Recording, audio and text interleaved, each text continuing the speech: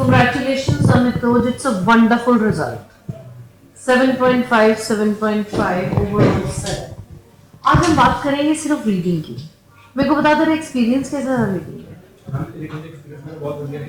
पहले मेरी रीडिंग इतनी सही नहीं थी, बट जब तक वर्कशीट वगैरह है, मेरी प्रैक्टिस की थी, आफ्टर में पता लगा कि कितना सारी चीज़। अच्छा वर्कशीट्स तैਨੂੰ किस तर੍ਹਾਂ ਦੀਆਂ ਲੱਗੀਆਂ ਜਦੋਂ ਆਈਡੀਆਜ਼ ਅਸੀਂ ਲਗਾਏ ਕਲਾਸ ਦੇ ਵਿੱਚ? ਮੈਂ ਵਰਕਸ਼ੀਟ ਦਾ ਆਈਡੀਆ ਬਹੁਤ ਵਧੀਆ ਲੱਗਿਆ। ਉਹਦੇ ਨਾਲ ਇੱਕ ਟਾਈਪ ਦੇ ਕੁਐਸਚਨ ਹੁੰਦਾ, ਉਹਦੇ ਵਿੱਚ ਮਾਸਟਰ ਕਰ ਲੈਂਦਾ ਹੈ। ਮਾਸਟਰ ਕਰ ਲੈਂਦਾ। आफ्टर फिर ਵਧੀਆ ਰਹਿ ਜਾਂਦੀ ਹੈ। ਉਸ ਤੋਂ ਬਾਅਦ ਪੂਰੇ ਠੀਕ ਹੋ ਜਾਂਦੇ ਆ ਤੁਹਾਨੂੰ। ਇੱਕ ਇੱਕ ਕੁਐਸਚਨ ਦੀ ਵਰਕਸ਼ੀਟਸ ਹੁੰਦੀਆਂ, ਅਸੀਂ ਮਾਸਟਰਸ ਕਰਾ ਦਿੰਦੇ ਆ।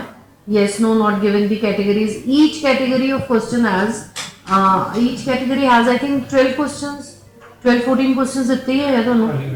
ठीक है, you were happy with worksheets? Yes. Very happy. क्या बताना चाहेगा स्टूडेंट्स को वर्कशीट के बारे में?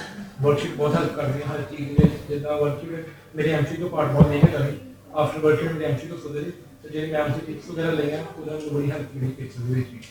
That's good. Templates भी यूज़ किए थे? टेम्पलेट यूज़ किया था। I'm very happy for you. Congratulations a lot. बच्चियां नु ना वर्कशीट्स वाकई हेल्प कर रही हैं। रीडिंग च बहुत डरे आंदे हैं and it clears like anything. Thank you so much. Congratulations a lot.